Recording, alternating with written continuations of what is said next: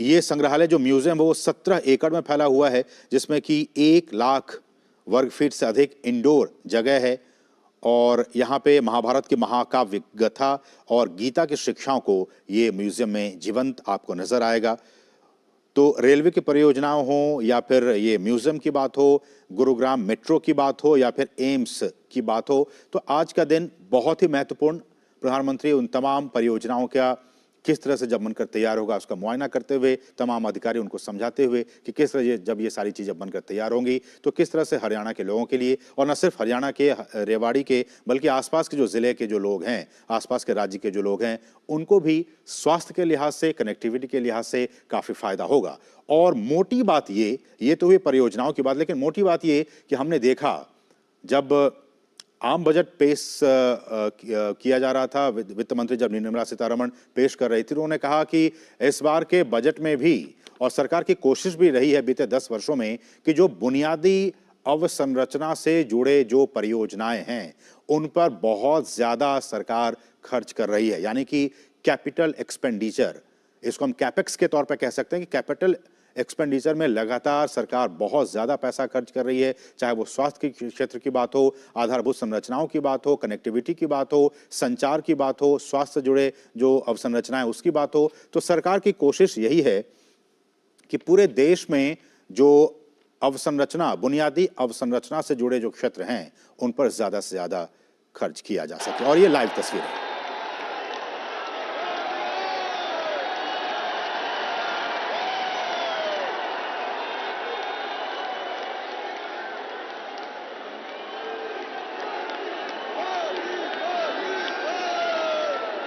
आपकी ये ऊर्जा, आपका ये उत्साह, ये उमंग स्वाभाविक है। निवेदन आप सभी से है, अपना स्थान ग्रहण करें। आप सभी विराजे अपने स्थान पर। नमस्कार देवियों सज्जनों, विकसित भारत विकसित हरियाणा के इस विशाल और भव्य आयोजन में हार्दिक स्वागत, अभिनंदन है देश के यशस्वी प्रधानमंत्री, विश्व के सबसे लोकप्रिय नेता माननीय श्री नरेंद्र मोदी जी का। अहिरवाल की ये पुण्य धरा, ये वीर वसुंधरा आज एक बार फिर से धन्य हुई है। भारत और विकसित हरियाणा के संकल्पों को आज एक नई ऊर्जा मिल रही है, नई प्रेरणा मिल रही है। महोदय, आपके आगमन से नमन, अभिनंदन, वंदन माननीय प्रधानमंत्री श्री नरेंद्र मोदी जी का देवियों सज्जनों आप सबकी तरफ से। इस अवसर पर मंच पर विराजमान माननीय राज्यपाल श्री बंडारू दत्तात्रेय जी, माननीय मुख्यमंत्री श्री मनोहर लाल जी का भी इस अवसर पर हार्दिक स्वागत, अभिनंदन है।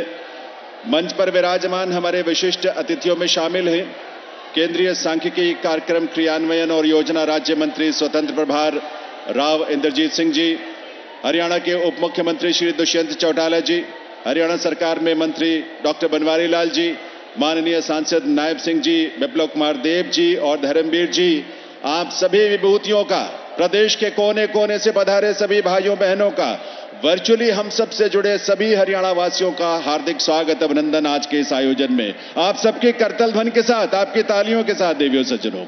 और मैं निवेदन करूंगा माननीय मुख्यमंत्री श्री मनोहर लाल जी से कि वे इस हरियाणा प्रदेश की पावन धरा पर माननीय प्रधानमंत्री महोदय के आगमन पर उन्हें शॉल और शंख भेंट कर उनका स्वागत करें, उनका अभिनंदन करें, वंदन करें। शंख पर भगवान कृष्ण के विराट स्वरूप को बहुत सुंदर उकेरा गया है कारीगरी के माध्यम से। आपकी करतल ध्वनि, आपकी तालियों की आवाज खूब सारी आनी चाहिए मंच तक। इस वंदन अभिनंदन में मुख्यमंत्री महोदय अभिनंदन कर रहे हैं, स्वागत कर रहे हैं माननीय प्रधानमंत्री महोदय का। यह शंख भी है जो कुरुक्षेत्र के ज्योतिसर में योगेश्वर कृष्ण के 52 फुट विराट स्वरूप स्थापित किया गया, उसी का प्रतिरूप और उसी की प्रतिमा। और हरियाणा प्रदेश की ओर से मुख्यमंत्री महोदय से पुनः निवेदन करूंगा कि वे भगवान श्री कृष्ण की एक मनोहारी प्रतिमा जो है वो प्रधानमंत्री महोदय को आपके करतल ध्वनि के साथ, तालियों के साथ भेंट करें। धर्म क्षेत्र कुरुक्षेत्र में भगवान श्री कृष्ण ने इसी धरा पर संदेश दिया श्रीमद् भगवद गीता का। वंदन, अभिनंदन माननीय प्रधानमंत्री महोदय का। और अब मैं निवेदन करूंगा केंद्रीय सांख्यिकी कार्यक्रम क्रियान्वयन और योजना राज्य मंत्री स्वतंत्र प्रभार राव इंद्रजीत सिंह जी से कि वे स्वागत संबोधन के लिए पधारें।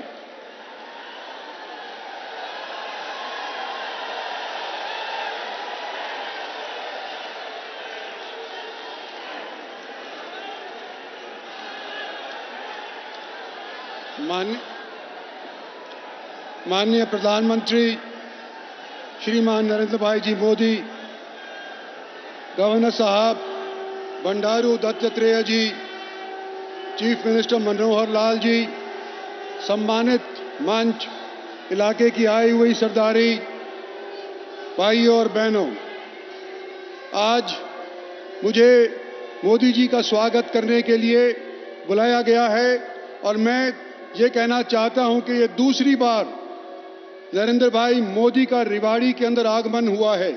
पहले जब हुआ था, जब वो गुजरात के चीफ मिनिस्टर साहब हुआ करते थे और यहाँ के सैनिकों ने और भूतपूर्व सैनिकों ने उनको रेवाड़ी के अंदर एक जलसे के अंदर बुलाया और एक डिमांड रखी थी कि हमारे को 1 रैंक 1 पेंशन अगर आपकी सरकार बनती है तो आप हमारे को मुहैया करवाइए। सन 14 के अंदर नरेंद्र भाई मोदी की सरकार मेजॉरिटी के साथ बनी और सबसे पहले जो कार्य उन्होंने किया था वो 1 रैंक 1 पेंशन मंजूर करी थी। पहले साल के अंदर 2,800 करोड़ रुपया खर्च हुआ था सन 14 के अंदर और बढ़ते बढ़ते आज के दिन 28,600 करोड़ रुपया खर्च हो रहा है OROP के ऊपर। ये पहली झलक थी मोदी के गारंटी की। जब आपने सरकार संभाली तो उस टाइम के ऊपर सन 14 के अंदर केवल 7 एम्स हुआ करते थे। भारतवर्ष के अंदर केवल 7 एम्स हुआ करते थे और आज के दिन आप ये 22वें एम्स का शिलान्यास रखने के लिए आए हैं। दूसरी पारी आपकी सन 19 के अंदर शुरू हुई थी। भारी बहुमत 300 सीट और 300 से अव्वल सीट भारत की जनता ने आपको दिलाई थी, लेकिन साथ साथ क्या हुआ कि कोविड का भी प्रकोप हमारे ऊपर आकर के मंडलाने लगा। 220 करोड़ वैक्सीनेशंस केवल हमारे देशवासियों को उपलब्ध करवाई गई।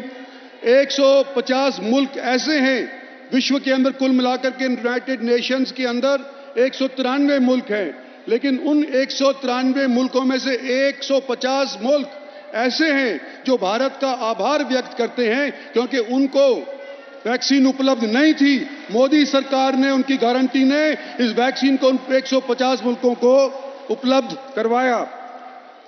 आयुष्मान भारत कार्ड आपने इशू करवाया जिससे 50 करोड़ आज के दिन लाभार्थी देश के अंदर इसका फायदा उठा रहे हैं। जो भी देश विकसित होना चाहता है उसको इंफ्रास्ट्रक्चर के ऊपर खासा ध्यान देना चाहिए और देता आए हैं, चाहे अमेरिका हो चाहे फ्रांस हो। मेट्रो के अंदर सन 14 के अंदर एक साल के अंदर केवल 23 किलोमीटर मेट्रो स्थापित हुआ करती थी, जो आज के दिन 63 किलोमीटर प्रति साल आज के दिन मेट्रो खड़ी होने लग रही है। और गुड़गांव के अंदर हुडा सिटी सेंटर से लेकर के और साइबर हब तक 27 किलोमीटर का ये फासला 5,500 करोड़ से अव्वल पैसे से खर्च होकर के संपन्न होगा। मोदी जी, लोगों की 800 साल पुरानी मांग आपने पूरी करी। आपने राम मंदिर बनाया, आपने सरदार पटेल की मूर्ति बनाई जो स्टैच्यू ऑफ लिबर्टी से भी ऊंची है। आपने दिल्ली का नया वॉर मेमोरियल बनाया। जो पहले वॉर मेमोरियल था वो केवल पहले विश्व युद्ध तक जो शहीद हुए थे उन तक ही सीमित था। उसके बाद सेकेंड वर्ल्ड वॉर के अंदर और भारत चीन के और पाकिस्तान भारत के बॉर्डर के ऊपर जो भी शहीद हुए थे उनका उसके अंदर जिक्र नहीं था। इस नए वॉर मेमोरियल ने उन सबको आपने शामिल करके और देश की साख फिर से बनाई है, खास तौर के ऊपर उन लोगों के अंदर जो पेटी की नौकरी करते हैं। आपने नई पार्लियामेंट बनाई, आपने नेशनल हाईवे का ही एक ऐसी रफ्तार बना दी कि पिछले 10 साल के अंदर 50,000 किलोमीटर नए नेशनल हाईवेज बने हैं। और ये रफ्तार किस तौर पे बढ़ी है ये भी बताना चाहता हूं कि सन 14 से पहले एक दिन के अंदर केवल 11 किलोमीटर नेशनल हाईवेज बनाया करते थे पिछली सरकारें, और आज के दिन 63 किलोमीटर फी दिन नेशनल हाईवेज बनने जा रहे हैं और इसकी रफ्तार बढ़ती जा रही है। अंत में ज्यादा लंबा नहीं मैं बोलूंगा, अंत में एक ही कहना चाहता हूं कि जो भी देश विकसित होना चाहता है, कैसे भांपा जाता है कि विकसित की राह आज के दिन ये पकड़ रहा है। उसकी जीडीपी देखी जाती है, सालाना क्या आय उसकी है वो देखी जाती है। और कोविड के बाद अगर आप इकोनॉमिक सेंसस के साथ हिसाब लगाएं तो चाइना की सिर्फ 3% जीडीपी बढ़ी, यूएस की 2.1% जीडीपी बढ़ी, फ्रांस की 2.5% जीडीपी बढ़ी, जबकि भारतवर्ष की पिछले साल के अंदर 22-23 के अंदर 7.2% जीडीपी बढ़ी। मोदी जी, मैं आपके सामने खड़ा होकर के ये कहना चाहता हूं कि जो पिछले 10 साल के अंदर आपने काम किए हैं, न केवल वो लाजवाब हैं बल्कि बेमिसाल हैं। आपके मुपरिवेशक मैं कह रहा हूं, लेकिन वास्तव के अंदर आज के दिन भारतवर्ष विकसित होने जा रहा है। भगवान आपको लंबी आयु दे, भगवान आपको तीसरी टर्म दे, ताकि 2047 के अंदर जो आपने सपना हम सबको दिखाया है कि भारत विकसित हो सकता है, वो पूरा कर पाए। इन्हीं शब्दों के साथ मैं आप लोगों का भी, जो आप तशरीफ लाए, आपका भी धन्यवाद करना चाहता हूं और मोदी जी का भी धन्यवाद करना चाहता हूं कि वे खुद स्वयं हमारे बीच के अंदर उपस्थित होकर के इसका शिलान्यास करने के लिए पहुंचे हैं। भगवान करे आने वाले समय के अंदर ये जो सब सपने हैं इनको आप साकार करवाएं। धन्यवाद। जय हिंद, जय शंकर। बहुत बहुत आभार माननीय राव इंद्रजीत सिंह जी का। देवियों सज्जनों, हरियाणा देश के ऐसे अग्रणी राज्यों में अगली पंक्ति में है जिसने माननीय प्रधानमंत्री महोदय के संकल्पों को बहुत ही निष्ठा से, बहुत समर्पण और मेहनत से प्रदेश में साकार किया है। और साथ ही माननीय मुख्यमंत्री श्री मनोहर लाल जी के नेतृत्व के रूप में प्रदेश को एक ऐसा नेतृत्व मिला है जिसने भ्रष्टाचार से मुक्त, भाई भतीजावाद से मुक्त, क्षेत्रीय भेदभाव से मुक्त एक पारदर्शी और समावेशी सुशासन का मॉडल इस प्रदेश के लोगों को दिया है। मैं निवेदन करूंगा माननीय मुख्यमंत्री श्री मनोहर लाल जी से कि वे इस अवसर पर अपने संबोधन के लिए पधारें आप सभी की करतल ध्वनि के साथ।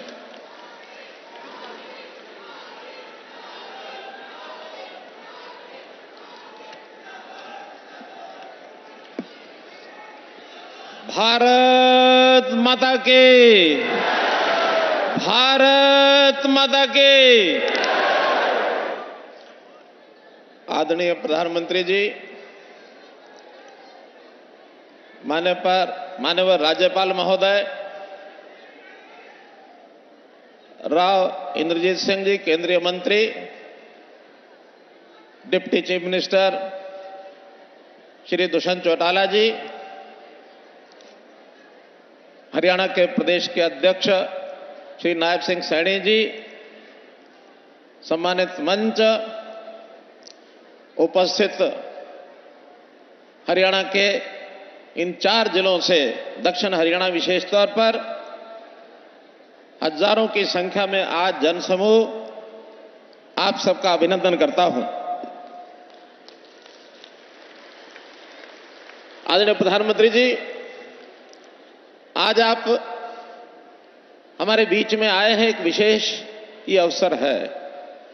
इससे पहले भी जब आप आए, हमारा मार्गदर्शन आपने किया, हमको अपना आशीर्वाद दिया, लेकिन आज का अवसर मैं कहूंगा ये और भी ज्यादा व्यवहारिक और विशेष एक प्रकार का महत्व रखता है, क्योंकि आज लगभग 10 साल पहले 2013 में जब आप प्रधानमंत्री अभी नहीं बने थे, जैसा राव साहब ने बताया, आप मुख्यमंत्री गुजरात के थे, लेकिन देश के प्रधानमंत्री के रूप में देश की जनता आपको देख रही थी। उस यात्रा का श्री गणेश आपने रेवाड़ी से किया था 15 सितंबर 2013 को, और आज वही रेवाड़ी की धरती है जहां पर यहां के लोगों की अपेक्षा, वर्षों पुरानी ये मांग थी, यहां एम्स का जैसा 22वां केंद्र, और अपने हरियाणा प्रदेश में भी हमने हर जिले में मेडिकल कॉलेज खोलने की जो एक मुहिम चलाई थी, उसमें भी इस एम्स का रेवाड़ी जिले के लिए बहुत बड़ा एक महत्व है, बहुत बड़ा एक योगदान है। इस एम्स से न केवल दक्षिण हरियाणा के लोगों को, बल्कि राजस्थान के लोगों को भी बहुत बड़ा लाभ मिलने वाला है, क्योंकि यहां से 5 किलोमीटर दूर राजस्थान भूमि शुरू हो जाती है। तो इस नाते से इस एम की बनाने के भूमिका में, जैसा माजरा गांव, यहां के लोगों ने हमको अपनी पंचायती जमीन भी दी है और यहां के प्राइवेट लोगों की जमीन को हमने खरीद करके और इसके लिए जमीन उपलब्ध कराई है। इसके लिए मैं माजरा गांव का भी बहुत बहुत आभार प्रकट करता हूं। आज के उद्घाटन और शिलान्यास में अन्य भी कई कार्यक्रम हैं, जिसमें मुख्य रूप से गुरुग्राम का मेट्रो स्टेशन जो प्रोजेक्ट है, लगभग 5,500 करोड़ रुपए का ये मेट्रो का प्रोजेक्ट, इसका भी आप शिलान्यास करेंगे और ये भी बहुत जल्दी पूरा होकर के न केवल स्थानीय गुरुग्राम के लिए बल्कि प्रदेश देश के लोगों के साथ साथ बहुत बड़ी विदेशी कंपनियों के लोग भी यहां अपना निवेश करने के लिए आए हैं, व्यापार उद्योग करते हैं, उनको भी इसका लाभ होगा। मिलेनियम सिटी गुरुग्राम, उसकी प्रगति हमारे देश की प्रगति, प्रदेश की प्रगति में बहुत बड़ी भूमिका अदा करती है, उसका भी हमको लाभ मिलने वाला है। इसी प्रकार रेलवे के कई प्रोजेक्ट, हमारा इंफ्रास्ट्रक्चर, चाहे सड़क मार्ग हो, चाहे रेल मार्ग हो, चाहे हवाई मार्ग हो, पहला हमारा हवाई अड्डा हिसार में तैयार हो रहा है, बहुत जल्दी वहां डोमेस्टिक और इंटरनेशनल इस प्रकार की फ्लाइट्स का विषय भी शुरू होगा। रेलवे का जाल फैलाने में आज एक बड़ी रेल लाइन रोहतक से लेकर के हांसी तक, क्योंकि उसके कारण से पश्चिम हरियाणा दिल्ली से बहुत छोटे मार्ग से जुड़ जाएगा, उसका भी आप उद्घाटन कर रहे हैं और अभी थोड़ी देर में वहां पर पहली रेलवे गाड़ी जो है उसको शुभारंभ करने के लिए आप हरी झंडी दिखाएंगे। रेलवे के इतिहास में यह भी एक बहुत बड़ा दिन हमारे लिए है। और ऐसे ही जैसे बहुत प्रकार के सांस्कृतिक महत्व की बातें हम आज देख रहे हैं, अपने देश की जनता उस ओर कैसे आगे बढ़ रही है। 22 जनवरी का वो दिन, जिस दिन अयोध्या में भगवान श्री रामचंद्र जी के प्राण प्रतिष्ठा कर मंदिर में, और वो एक ऐतिहासिक दिन बना है। देश में राम राज्य की जो कल्पना की जाती थी, एक प्रकार का प्रत्यक्ष, वैसे तो पिछले 10 सालों में आपने जो हमें राह दिखाई है, राम राज्य की ओर आगे बढ़ रहे हैं। अब और ज्यादा संकल्प पक्का हुआ है कि उस प्राण प्रतिष्ठा से हमारे नेतृत्व की प्रतिष्ठा भी बहुत बड़ी है। और जो और अच्छी बात हुई, अभी कल ही अबू धाबी में आपने जो मंदिर का जाकर के वहां उद्घाटन किया, और जिस प्रकार विदेशों में भी, कतर में भी ऐसे मंदिरों का जो उद्घाटन, ये भी दुनिया के इतिहास के अंदर एक नई बात जो हो रही है। उसी कड़ी के अंदर भले छोटा वो पग हो, लेकिन महत्वपूर्ण है कि कुरुक्षेत्र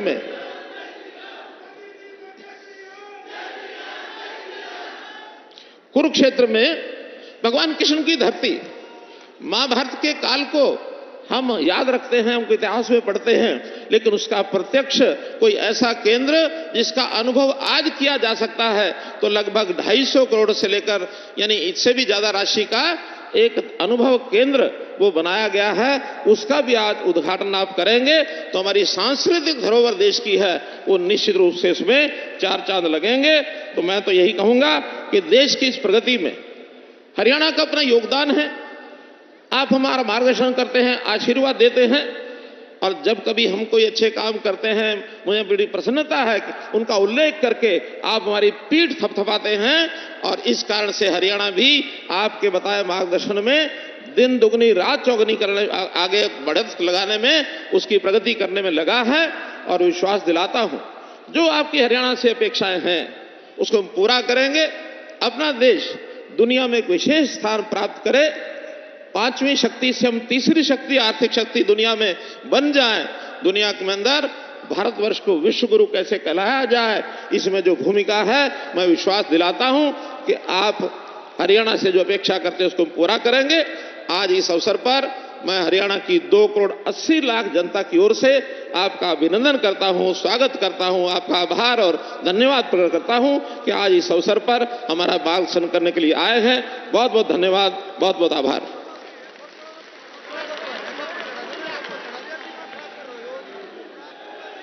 बहुत बहुत आभार माननीय मुख्यमंत्री श्री मनोहर लाल जी का।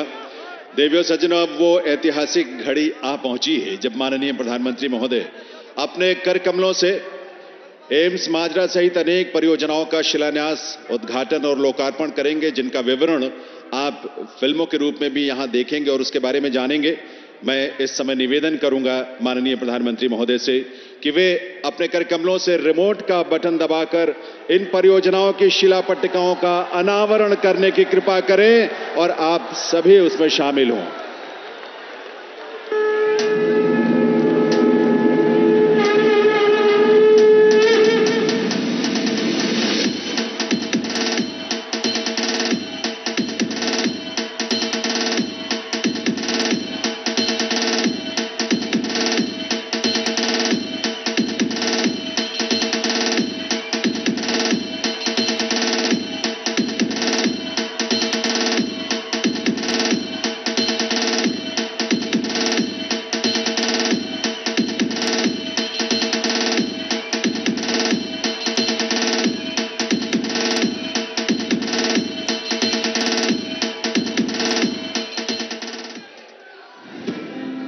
शिक्षा, तकनीक और रोजगार, बीते 10 सालों में हुआ हर क्षेत्र में विकास।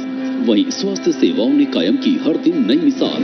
5 लाख रुपए के मुफ्त स्वास्थ्य बीमा के लिए आयुष्मान भारत प्रधानमंत्री जन आरोग्य योजना, जिसके तहत जारी किए गए हैं 30 करोड़ से ज्यादा आयुष्मान कार्ड। कम से कम 75% तक सस्ती दवाइयों के लिए 10,000 से अधिक जन औषधि केंद्र। देश भर में 1,64,000 से ज्यादा आयुष्मान आरोग्य मंदिर। बुनियादी स्वास्थ्य सेवाओं को सुगम करती पीएम अभीम और प्रधानमंत्री डिजिटल हेल्थ मिशन योजनाएं। मेडिकल कॉलेजों की संख्या में 82% की बढ़ोतरी से एमबीबीएस सीटों में 112% और पोस्ट ग्रेजुएट सीटों की संख्या में हुई 126% की बढ़ोतरी।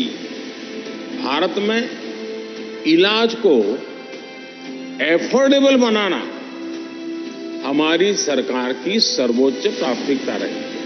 प्रधानमंत्री स्वास्थ्य सुरक्षा योजना के तहत स्वीकृत हुए 22 नए एम्स। इसी कड़ी में माननीय प्रधानमंत्री आज शिलान्यास करेंगे हरियाणा के एम्स रेवाड़ी का। मनीठी तहसील के ग्राम मात्रा में 200 एकड़ के विशाल भूखंड पर निर्मित हो रहा एम्स रेवाड़ी, जिसकी लागत है 1600 करोड़ रुपए।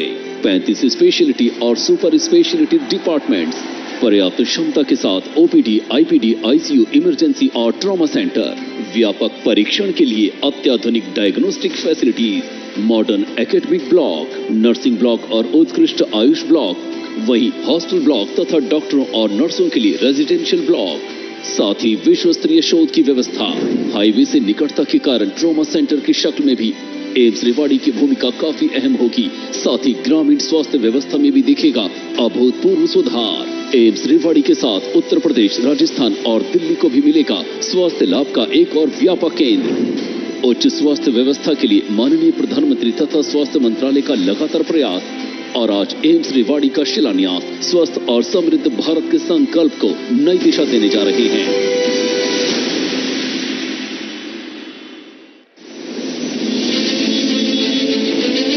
यशस्वी और जनप्रिय प्रधानमंत्री श्री नरेंद्र मोदी जी का संकल्प है भारत को 2047 तक एक विकसित राष्ट्र बनाना। इस संकल्प को दूरदर्शिता और समर्पण के साथ पूरा करने के लिए हरियाणा सरकार भी प्रतिबद्ध है।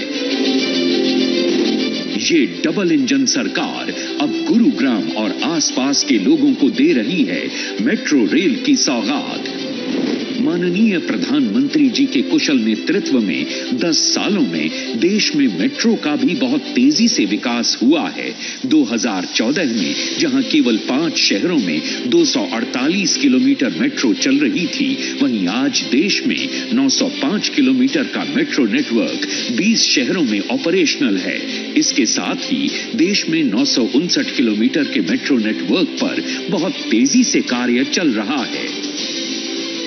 देश के शहरों में पब्लिक ट्रांसपोर्ट को बेहतर बनाने के लिए 2 दर्जन से अधिक नए शहरों में मेट्रो नेटवर्क का विस्तार हो रहा है। अनुमानित 5,500 करोड़ की लागत से तैयार हो रही ये परियोजना 28.5 किलोमीटर लंबी होगी और इस बीच कुल 27 स्टेशन भी प्रस्तावित हैं। केंद्र और हरियाणा सरकार दोनों के बराबर सहयोग से बनने वाली इस परियोजना को समय पर पूरा करने की जिम्मेदारी गुरुग्राम मेट्रो रेल लिमिटेड को दे दी गई है। आने वाले समय में लगभग 10 लाख यात्रियों को इस महत्वाकांक्षी योजना का लाभ मिलेगा। यशस्वी प्रधानमंत्री श्री नरेंद्र मोदी जी के कर कमलों से आज मिलेनियम सिटी सेंटर से लेकर साइबर सिटी मेट्रो की इस महत्वाकांक्षी परियोजना का शिलान्यास हो रहा है। विकसित भारत, विकसित हरियाणा।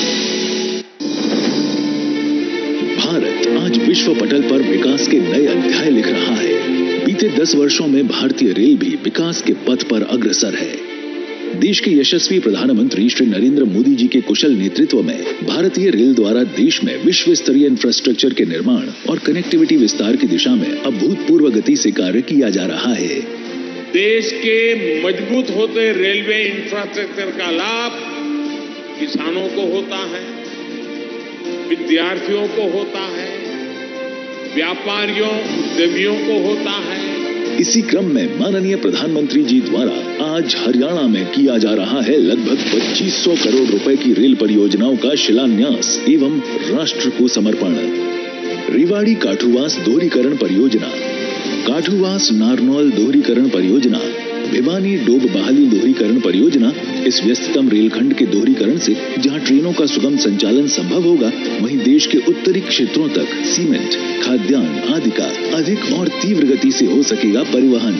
मनहेरू भवानी खेड़ा दोहरीकरण परियोजना के बनने से रेवाड़ी भिवानी हिसार रेलखंड पर स्थित कोयला आधारित बिजली घरों तक कोयले की सुगम आपूर्ति होगी सुनिश्चित। ये आज माननीय प्रधानमंत्री जी द्वारा किया जा रहा है नवनिर्मित रोहतक महम हांसी रेल लाइन का राष्ट्र को समर्पण। और दिखाई जा रही है इस रेलखंड पर संचालित होने वाली ट्रेन सेवा को हरी झंडी। ये रेल परियोजनाएं न केवल सुगम रेल कनेक्टिविटी के सपने को करेंगी साकार, बल्कि विकसित भारत के संकल्प को भी करेंगी सिद्ध। यशस्वी प्रधानमंत्री श्री नरेंद्र मोदी जी ने देश को ढांचागत विकास के मामले में अग्रणी बनाने और 2047 तक विकसित भारत का जो लक्ष्य तय किया है, हरियाणा उस दिशा में कदम ताल करते हुए लगातार आगे बढ़ रहा है। ज्योति सर अनुभव केंद्र भारत सरकार की स्वदेश दर्शन स्कीम के तहत तीर्थ स्थलों पर विकास कार्यों को आगे बढ़ाते हुए हरियाणा में आज महाभारत थीम पर आधारित 240 करोड़ रुपए की लागत से तैयार ज्योति सर अनुभव केंद्र की गैलरी 1 और 2 और साथ ही केंद्रीय कक्ष बनकर तैयार हैं, जिसका उद्घाटन माननीय प्रधानमंत्री जी कर रहे हैं।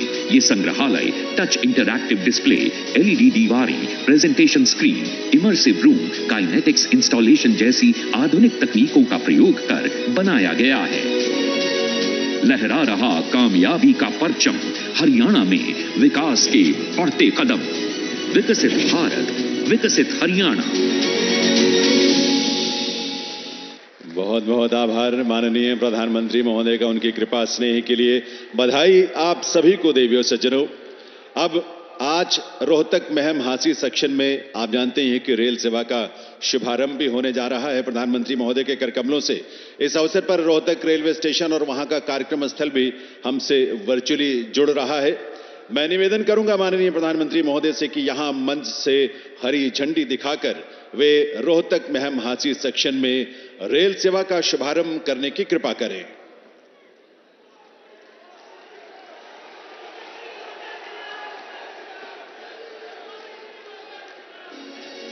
लहरा रहा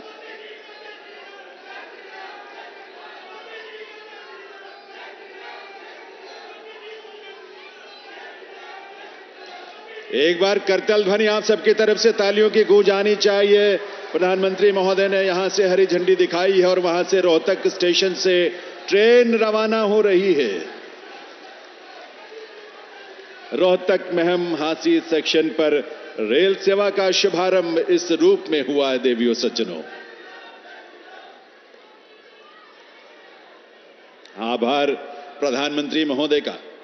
देवियों सज्जनों, यह नया भारत है, आत्मनिर्भर और स्वावलंबी भारत, अमृत काल में विकसित राष्ट्र होने का संकल्प ले चुका भारत, गुलामी की सोच और परतंत्रता की मानसिकता और उसके प्रतीकों से मुक्त होता भारत, राष्ट्रीय चेतना और राष्ट्र के प्रति गौरव के भाव से ओतप्रोत भारत और इस नए भारत के शिल्पी हैं दूरदृष्टा, युग प्रवर्तक, देश के यशस्वी प्रधानमंत्री श्री नरेंद्र मोदी जी, जिनके नेतृत्व में देश के जन जन की ही आस्था नहीं है बल्कि आज पूरी दुनिया ऐसे नेतृत्व के समक्ष नतमस्तक है। आइए आपकी करतल ध्वनि के साथ माननीय प्रधानमंत्री महोदय से निवेदन करें, उनसे प्रार्थना करें कि इस अवसर पर अपने संबोधन के लिए पधारें। माननीय प्रधानमंत्री श्री नरेंद्र मोदी जी।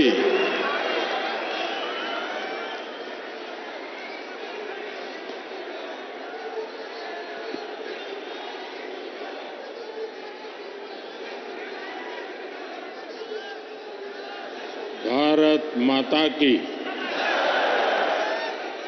भारत माता की, भारत माता की। वीर धरा रेवाड़ी से पूरे हरियाणा को राम राम।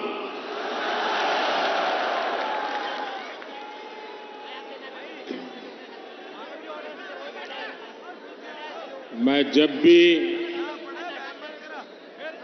रेवाड़ी आता हूं तो कितनी ही पुरानी यादें ताजा हो जाती है। रेवाड़ी से मेरा रिश्ता कुछ अलग ही रहा है। मैं जानता हूं रेवाड़ी के लोग मोदी को बहुत ज्यादा प्यार करते हैं।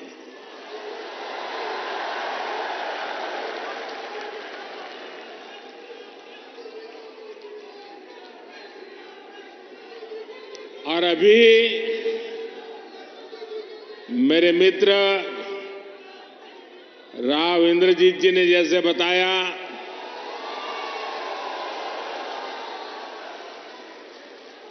मुख्यमंत्री मनोहर लाल जी ने जैसे बताया कि मैं 2013 में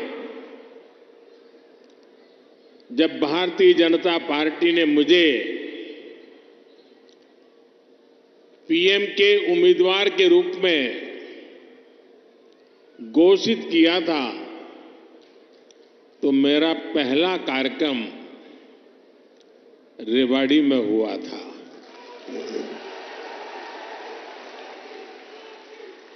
और उस समय रेवाड़ी ने 272 पार का आशीर्वाद दिया था और आपका वो आशीर्वाद सिद्धि बन गया।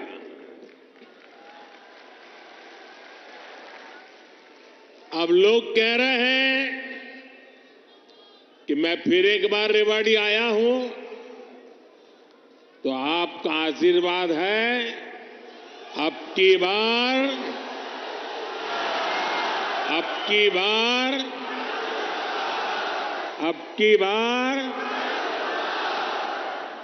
एनडीए सरकार 400 पार।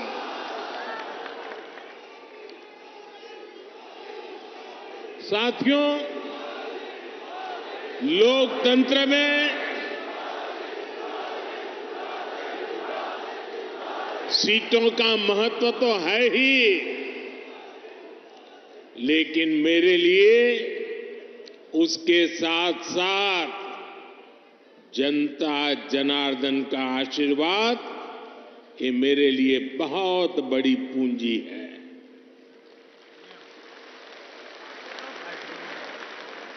आज पूरी दुनिया में भारत नई ऊंचाई पर पहुंचा है तो ये आप सबके आशीर्वाद के कारण, ये आपके आशीर्वाद का कमाल है।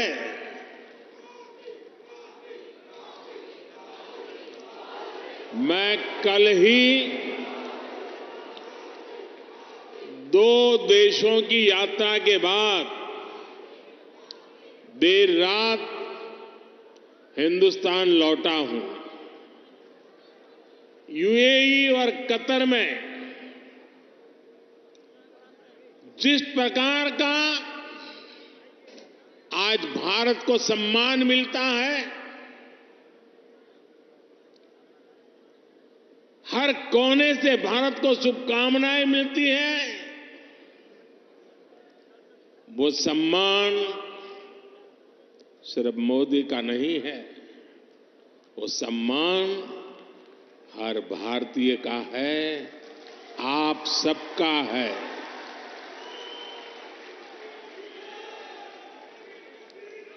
भारत ने G20 का सफल सम्मेलन किया तो ये आपके आशीर्वाद से हुआ। भारत का तिरंगा चंद्रमा पर वहां पहुंचा जहां कोई नहीं पहुंच सका, तो ये आपके आशीर्वाद से हुआ। 10 वर्षों में भारत 11वें नंबर से ऊपर उठकर 5वें नंबर की आर्थिक महाशक्ति बना, ये भी आपके आशीर्वाद से हुआ।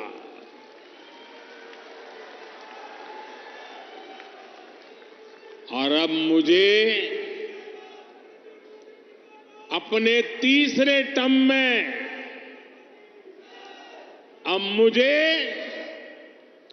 आने वाले सालों में भारत को दुनिया की तीसरी सबसे बड़ी आर्थिक ताकत बनाने के लिए आपके आशीर्वाद चाहिए।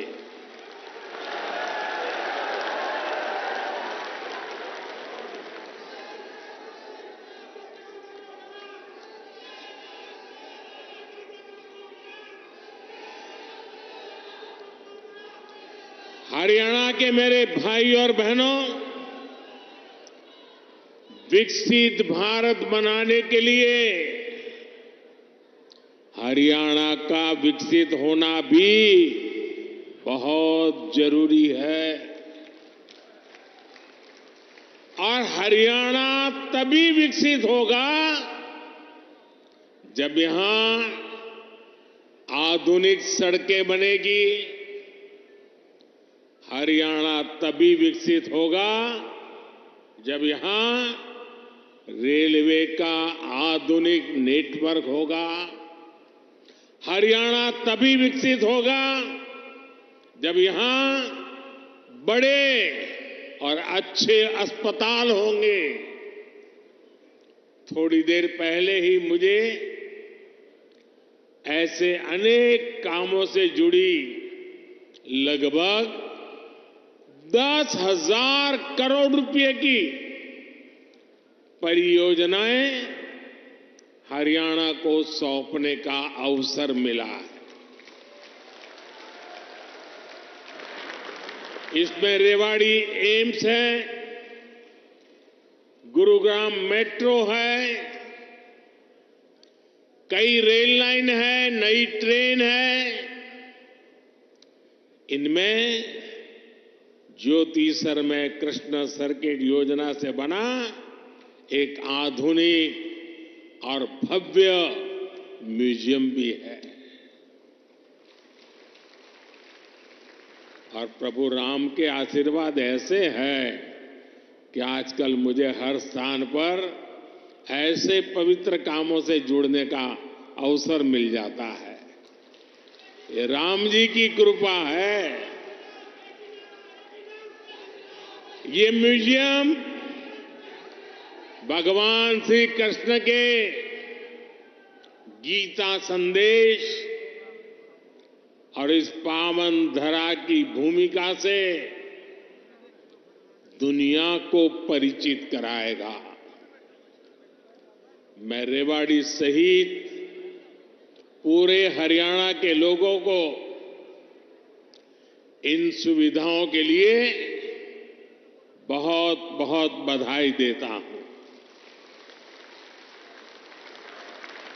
भाई और बहनों, आजकल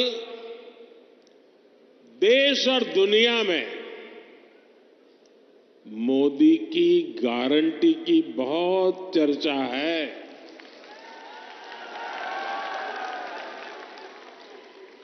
और रेवाड़ी तो मोदी की गारंटी का सबसे पहला गवाह है। यहां पीएम पद के उम्मीदवार के रूप में मैंने देश को कुछ गारंटियां दी थी। देश की इच्छा थी कि दुनिया में भारत की साख बढ़े। ये हमने करके दिखाया। देश की इच्छा थी कि अयोध्या में प्रभु राम का भव्य मंदिर का निर्माण हो। आज पूरा देश भव्य राम मंदिर में विराजे राम लला के दर्शन कर रहा है। और तो और कांग्रेस के लोग, जो लोग हमारे भगवान राम को काल्पनिक बताते थे, जो कभी नहीं चाहते थे कि अयोध्या में प्रभु राम का मंदिर बने, वो भी अब जय सिया राम बोलने लगे हैं।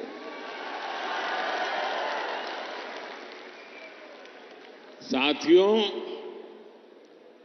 कांग्रेस ने दशकों तक जम्मू कश्मीर से आर्टिकल 370 हटाने पर रोड़े अटकाए थे। मैंने आपको गारंटी दी थी कि जम्मू कश्मीर से आर्टिकल 370 हटाकर रहूंगा। आज कांग्रेस की लाख कोशिश के बावजूद आर्टिकल 370 इतिहास के पन्नों में खो गया है। आज जम्मू कश्मीर में महिलाओं, दलितों, पिछड़ों, आदिवासियों को उनके हक मिलने लगे हैं। इसलिए ही तो लोगों ने एक और संकल्प लिया है और जनता जनार्दन कह रही है, आप लोग कह रहे हैं, जिसने 370 हटाया, जिसने 370 हटाया, उस बीजेपी का टीका 370 सीटों से होगा।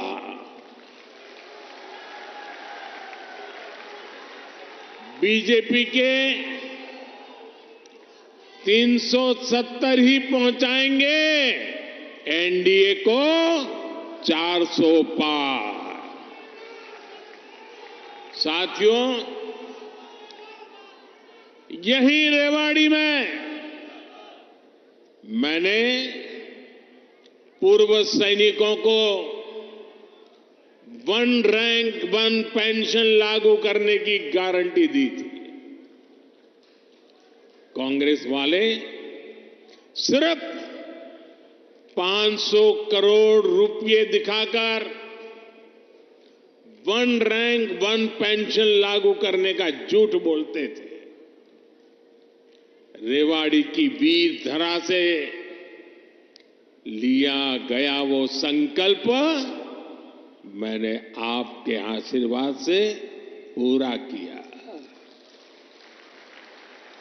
अभी तक ओआरओपी के तहत, वन रैंक वन पेंशन के तहत पूर्व सैनिकों को करीब करीब 1 लाख करोड़ रुपए मिल चुके हैं और इसके बड़े लाभार्थी हरियाणा के भी पूर्व सैनिक रहे हैं। सिर्फ रेवाड़ी के ही सैनिक परिवारों की बात करूं तो उन्हें ओआरओपी से 600 करोड़ रुपए से ज्यादा मिले हैं। आप मुझे बताइए, जितना पैसा रेवाड़ी के सैनिक परिवारों को मिल रहा है उससे भी कम कांग्रेस ने पूरे देश के पूर्व सैनिकों के लिए बजट में रखा था, सिर्फ 500 करोड़। ऐसे झूठ और धोखेबाजी के कारण ही कांग्रेस को देश ने नकार दिया है। साथियों, मैंने रेवाड़ी वासियों को, हरियाणा के परिजनों को यहां एम्स बनाने की भी गारंटी दी थी। आज यहां एम्स के निर्माण की प्रक्रिया शुरू हो गई है और हमारे राव इंद्रजीत तो इस काम के लिए लगातार, वो बोलते कम है लेकिन जो तय करे उसके पीछे लगे रहते हैं। आज एम्स का शिलान्यास हुआ है तो मेरी गारंटी की, और मैं आपको कहूंगा कि आज उसका शिलान्यास किया है और लोकार्पण भी हम ही करेंगे।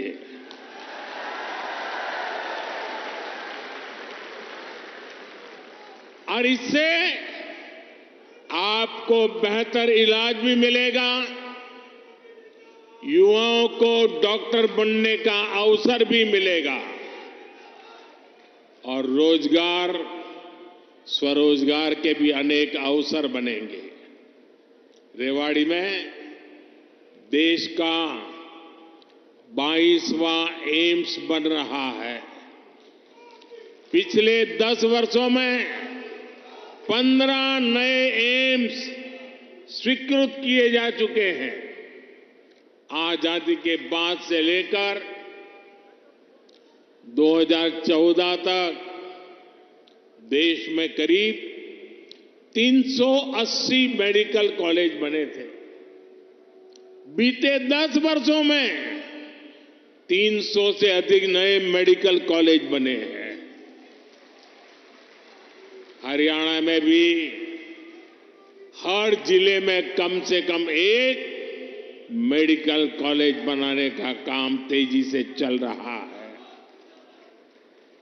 साथियों, मैं ऐसी अनेक गारंटियां गिना सकता हूं जो देशवासियों के आशीर्वाद से पूरी हो चुकी है।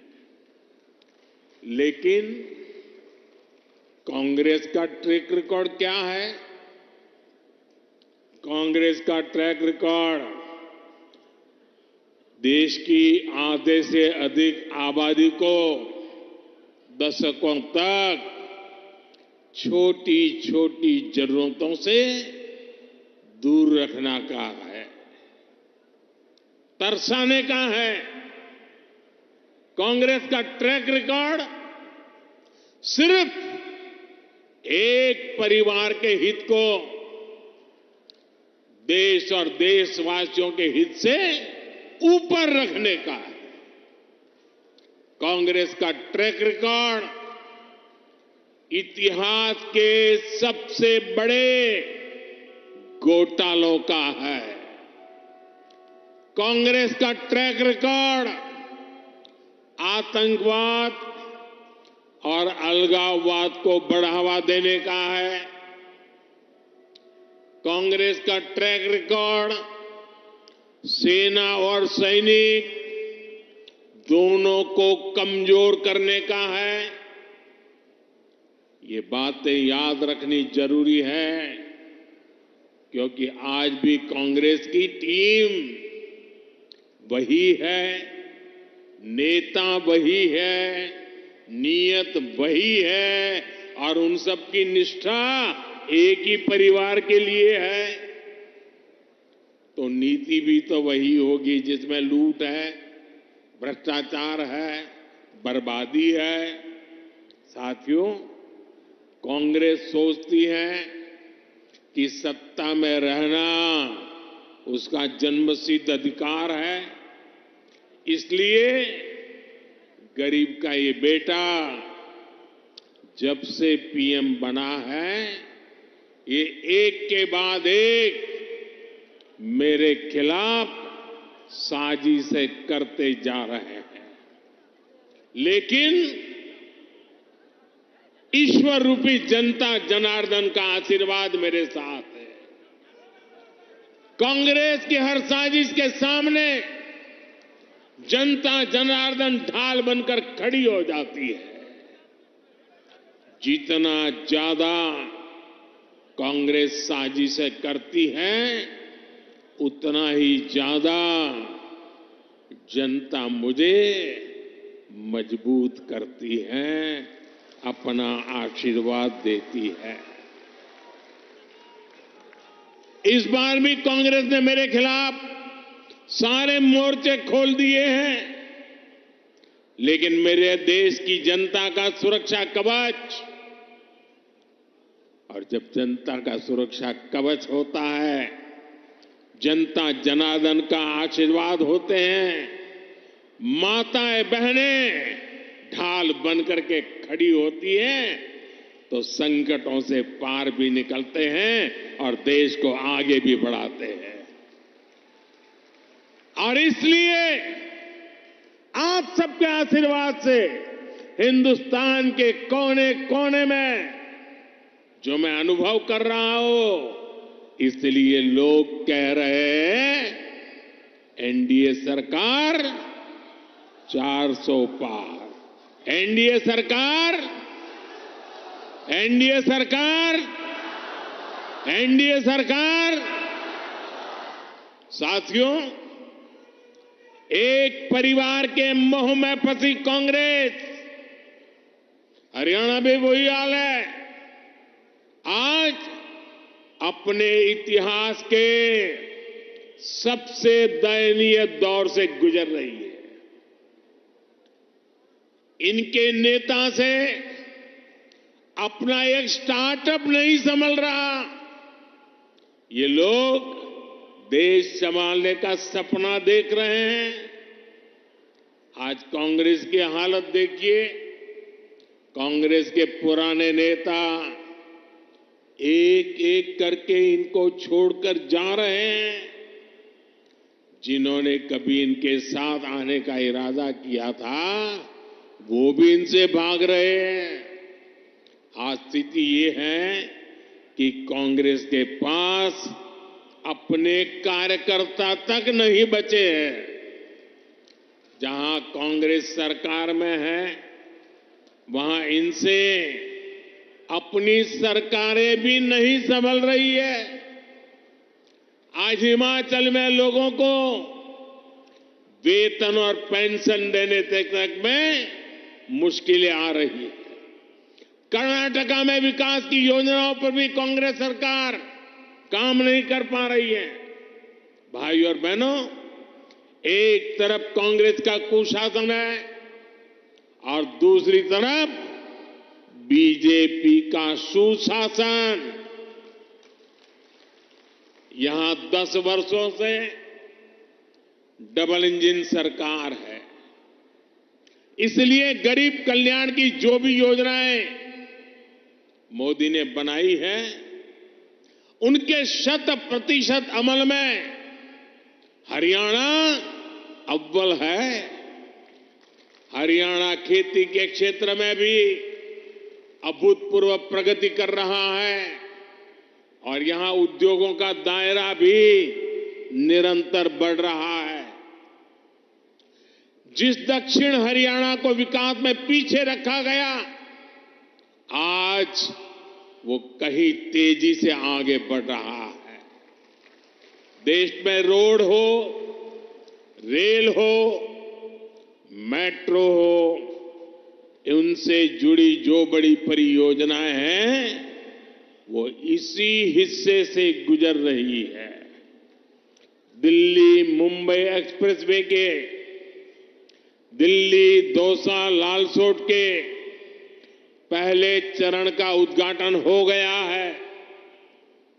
देश का सबसे लंबा एक्सप्रेसवे हरियाणा के गुरुग्राम, पलवल और नूंह जिलों से होकर गुजर रहा है। साथियों, 2014 से पहले हरियाणा में रेलवे के विकास के लिए हर वर्ष औसतन 300 करोड़ रुपए का बजट मिलता था। 300 करोड़ रुपए। इस वर्ष हरियाणा में रेलवे के लिए करीब करीब 3000 करोड़ रुपए का बजट रखा गया है। अब देखिए कहां 300 करोड़ और कहां 3000 करोड़, और ये अंतर पिछले 10 सालों में आया है। रोहतक, महम, हांसी, जिंद, सोनीपत जैसी नई रेल लाइनों और अंबाला, कैंट, दप्पर जैसी लाइनों के दोहरीकरण से लाखों लोगों का फायदा होगा। ऐसी सुविधाएं जब बनती है तो जीवन भी आसान होता है और कारोबार भी आसान होता है। भाई और बहनों, इस क्षेत्र में किसानों को पानी की बहुत समस्या रहती थी। राज्य सरकार ने इस समस्या के समाधान के लिए भी सराहनीय काम किया है। दुनिया की सैकड़ों बड़ी कंपनियां आज हरियाणा से चल रही हैं। इसमें बहुत बड़ी संख्या में नौजवानों को रोजगार मिला है।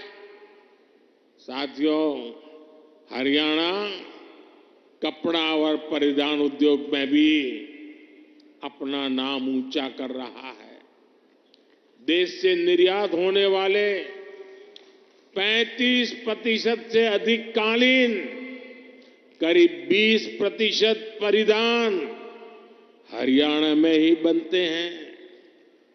हरियाणा के टेक्सटाइल उद्योग को हमारे लघु उद्योग आगे बढ़ा रहे हैं।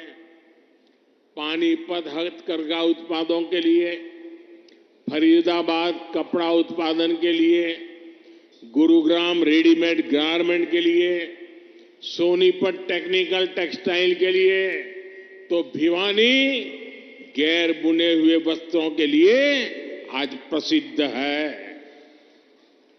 पिछले 10 वर्षों में एमएसएमई के लिए, लघु उद्योगों के लिए लाखों करोड़ रुपए की मदद केंद्र सरकार ने दी है।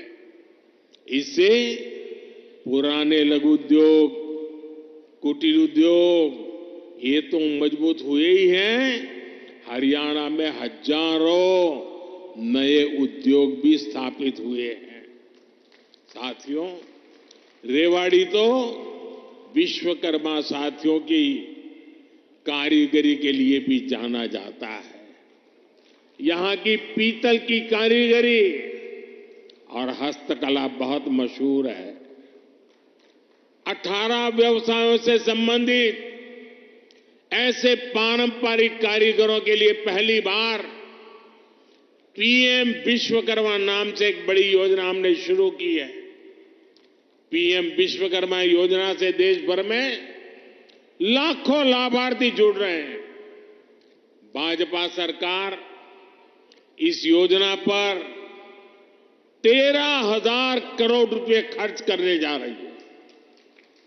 ये योजना हमारे इन पारंपरिक कारीगरों और उनके परिवारों का जीवन बदलने वाली है। भाई और बहनों, मोदी की गारंटी उसके साथ है जिसके पास गारंटी देने के लिए कुछ भी नहीं है। देश के छोटे किसान के पास बैंकों को गारंटी देने के लिए कुछ नहीं था। मोदी ने उन्हें पीएम किसान सम्मान निधि की गारंटी दी। देश के गरीब, दलित, पिछड़े, ओबीसी परिवार के बेटे बेटियों के लिए बैंकों में गारंटी देने के लिए कुछ नहीं था। मोदी ने मुद्रा योजना शुरू की और बिना गारंटी का लोन देना शुरू किया। देश में अनेक साथी रेहड़ी, पटरी, ठेले पर छोटा मोटा कारोबार करते आए। दशकों से ये काम शहरों में ये साथी करते रहे हैं। इनके पास भी गारंटी देने के लिए कुछ नहीं था। पीएम स्वनिधि योजना से इनकी गारंटी भी मोदी ने ली है।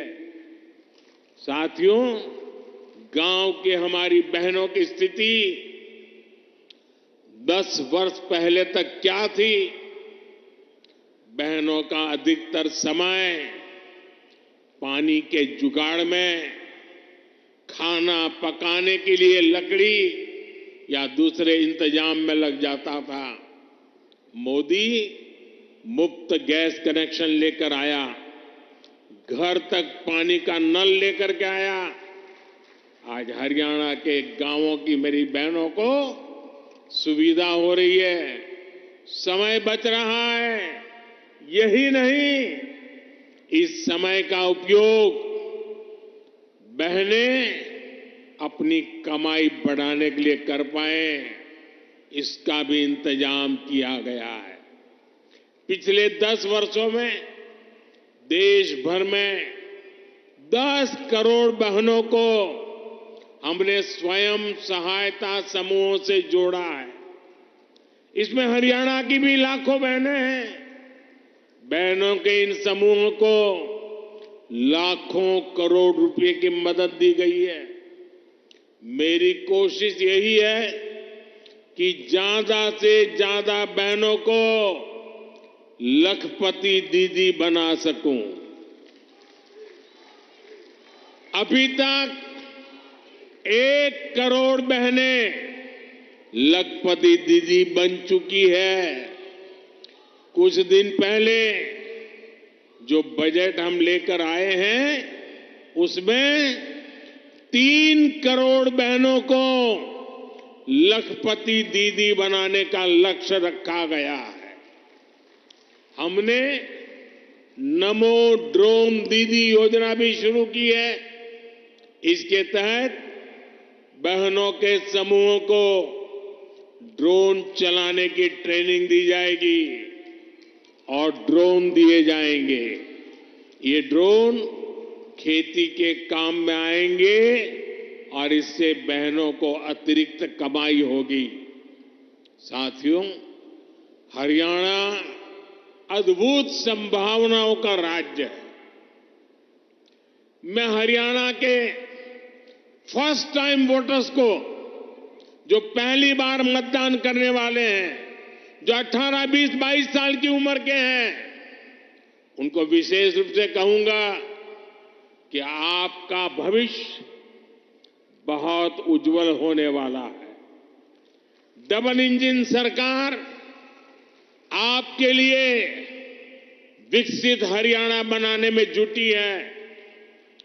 टेक्नोलॉजी से टेक्सटाइल तक, टूरिज्म से ट्रेड तक, हर सेक्टर में रोजगार के नए अवसरों के लिए हम प्रयासरत हैं। आज पूरा विश्व भारत में निवेश के लिए उत्सुक है और निवेश के लिए हरियाणा एक उत्तम राज्य बनकर उभर रहा है। और निवेश बढ़ने का मतलब है कि नौकरी के नए अवसर भी बढ़ रहे हैं। इसलिए डबल इंजन की सरकार को आपका आशीर्वाद ऐसे ही मिलता रहे, ये बहुत जरूरी है। एक बार फिर आपको एम्स के लिए हजारों करोड़ रुपए की परियोजनाओं के लिए मेरी तरफ से बहुत बहुत बधाई। मेरे साथ बोलिए भारत माता की, भारत माता की, भारत माता की। बहुत बहुत धन्यवाद। देवियों सज्जनों, आपके करतल ध्वनि, आपकी तालियों की गूंज के साथ आइए आभार व्यक्त करें माननीय प्रधानमंत्री श्री नरेंद्र मोदी जी का। उनके शुभागमन के लिए भी आज के इस पावन दिवस पर उन्होंने इस पावन धरा पर जो आपके और हरियाणा प्रदेश के लोगों के लिए जो सौगात दी है उसके लिए भी, और उनकी ऊर्जा, उनकी उपस्थिति से उनकी प्रेरणा, उनके शब्दों में नए भारत, विकसित भारत और विकसित हरियाणा के निर्माण के लिए